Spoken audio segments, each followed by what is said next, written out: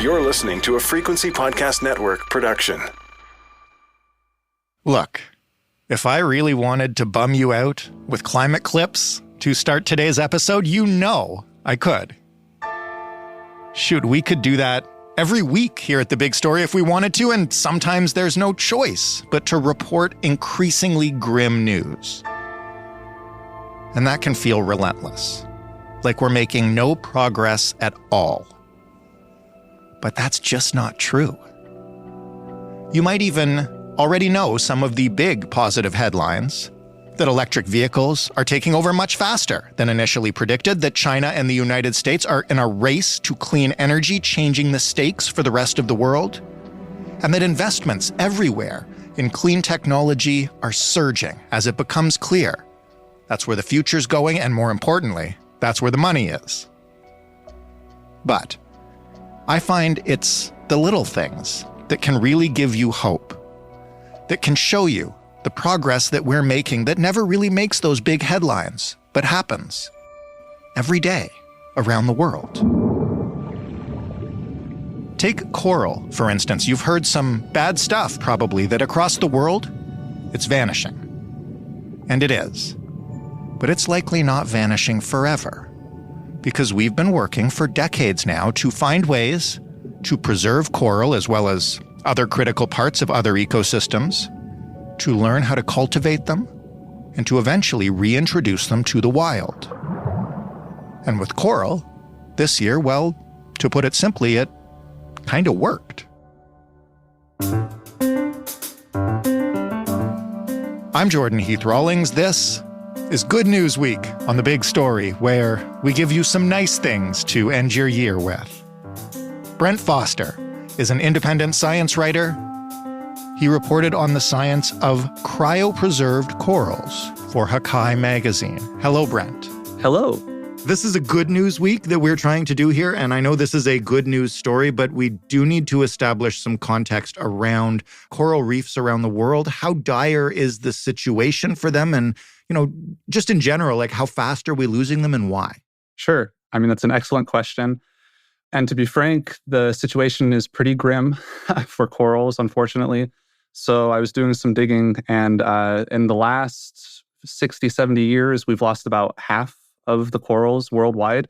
So substantial loss there. And then even in the last decade, that's kind of accelerated a little bit more. So we've lost around 14 or 15% on top of that.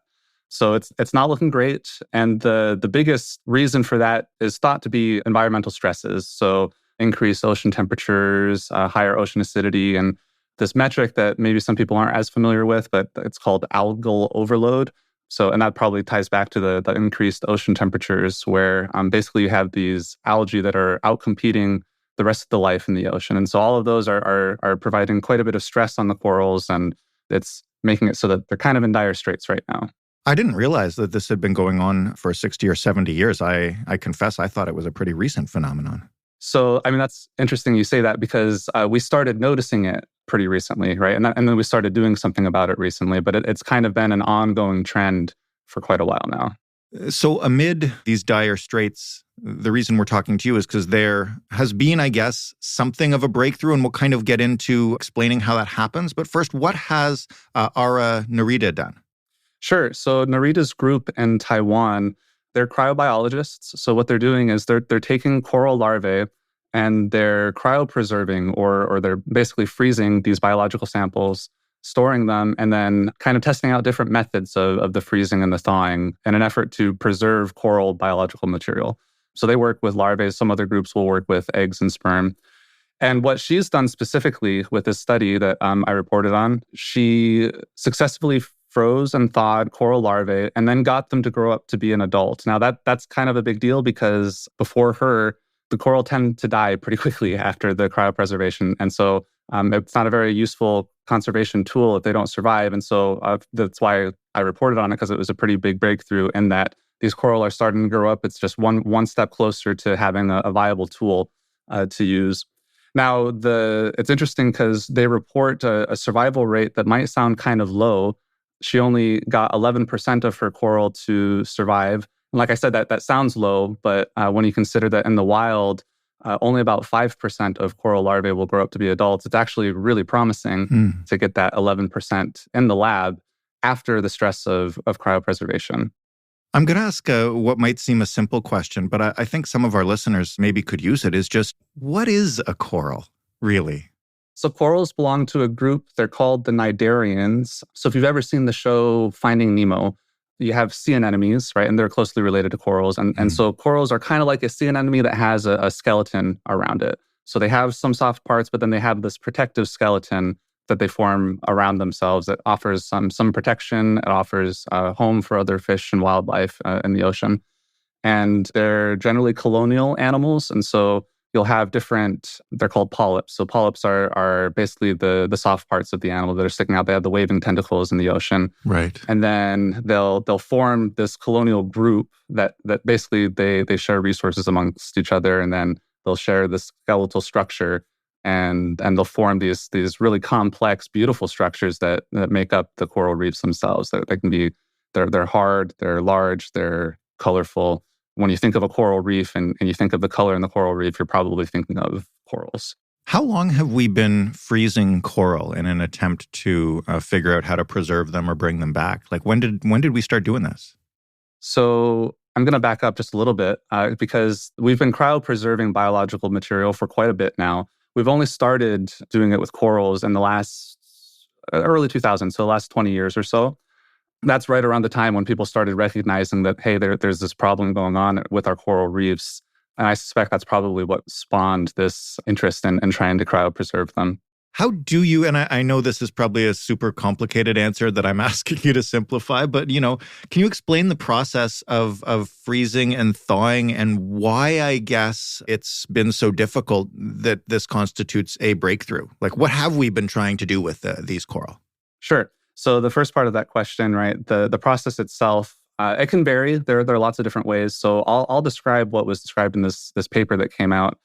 If you had to divide it, there's kind of three basic steps. Essentially, you have a preparation step, the actual freezing step, and the thawing step. But before I get into those steps, I guess the whole idea with developing these protocols, when you freeze a biological sample, right, the ice that's contained in that sample, and we're, most animals today are made up of quite a bit of water. That water will freeze, and when it freezes, it forms these crystals, and crystals are sharp. And cells don't like sharp things because it'll poke through the membranes and it'll make all of their contents inside ooze out. It's a big stressor. It can kill the cells. And so the idea with developing these protocols is to minimize the formation of those ice crystals in a way that the animal survives the freezing and thawing. Otherwise, it's not very useful. I talked about those three steps. You have the preparation step, which is basically to replace all of the water inside of the cell with an antifreeze. The cryobiologists might call it like a cryoprotectant, literally something that protects against freezing, so antifreeze.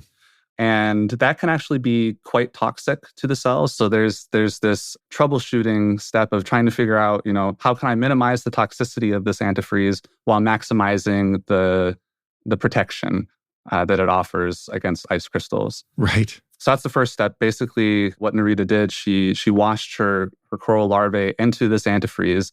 And then you have the freezing step where you take the coral and then you dip it into liquid nitrogen. And what that does is it pretty much freezes the animal almost instantly. It's the same sort of thing that you might see in restaurants when they, make their own ice cream or something like that. Right. And then you have the thawing step, which can happen a couple of different ways. If you don't have a lot of money, some groups would actually bathe their samples in like this warm water, which will cool them slower. But that can be a little problematic. If they have more money, then they have a high-powered laser that will heat the sample up much faster. And generally, that's preferred. Is that different from how we've done it in the past? I'm trying to get a handle on why this attempt has been so successful, at least so far. In a broad sense, that's the process that everyone's using. Now, what types of chemicals the people might be using for their antifreeze, that can differ from group to group as they're trying to figure out what works best, what combination works best. There are a couple of little tricks that Narita actually implemented. So in the antifreeze itself, I talked about how it helps prevent the ice crystals from forming, but she actually added gold nanoparticles into the antifreeze. And what that does is when you're thawing the animal after it's frozen, it'll help the animal to thaw evenly. And if that's a little hard to understand, gold nanoparticles sound a little bit like, it's a bling operation. What those gold nanoparticles actually does, if you think about when you prepare food when you're camping and like a tinfoil dinner, right? You have your potatoes, you have your meat and all of that. You wrap it up in tinfoil, you shove it into the fire pit. That tinfoil will help distribute that heat evenly across your food so that all of that heats evenly. That's essentially what the gold nanoparticles are doing for the coral that she's freezing.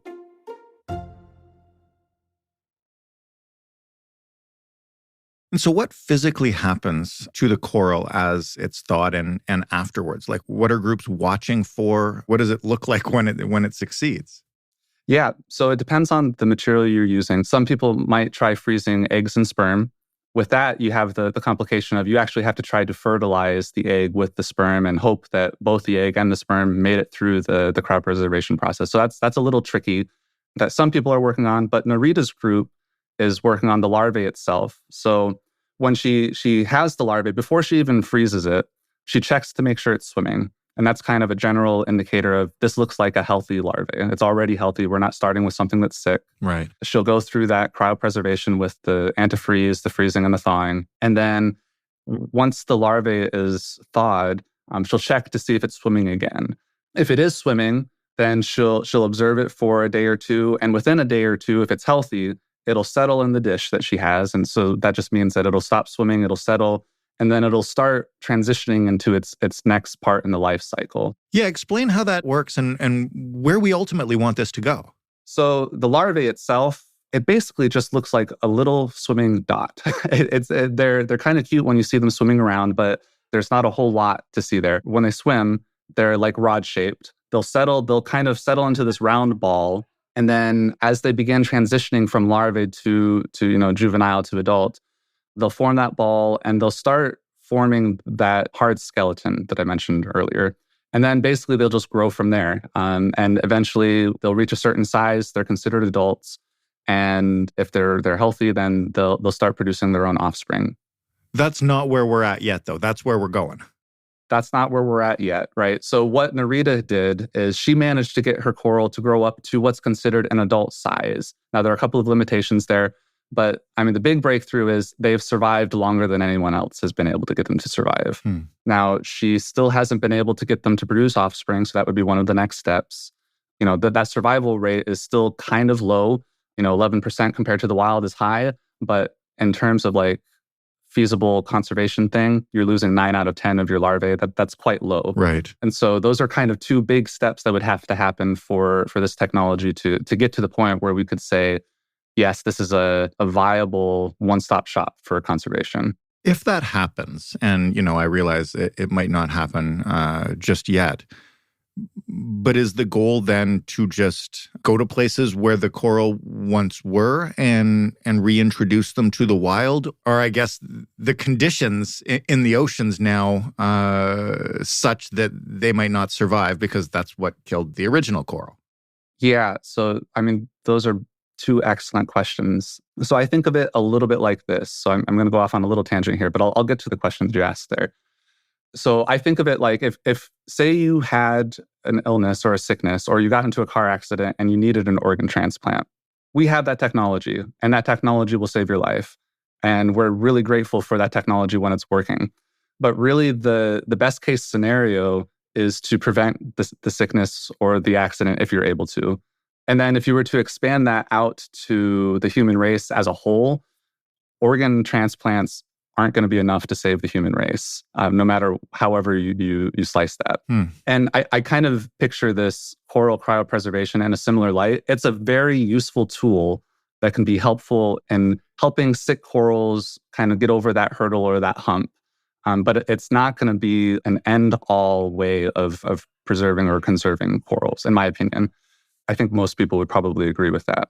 So the end goal here is, while we're developing this technology, if we get to a point where we lose corals, the end goal here is we will still have the material that, if we can ever rectify that to a point where the oceans are healthy for new corals, then we have that material. It's not lost, kind of like a Noah's Ark. Right. Or, say you have a sick coral reef, you could do some transplanting things to help try and supplement that. But then you would want a healthy coral that you were transplanting. You wouldn't want to transplant a sick coral the same way you wouldn't want to have a sick organ go to someone else who's already sick.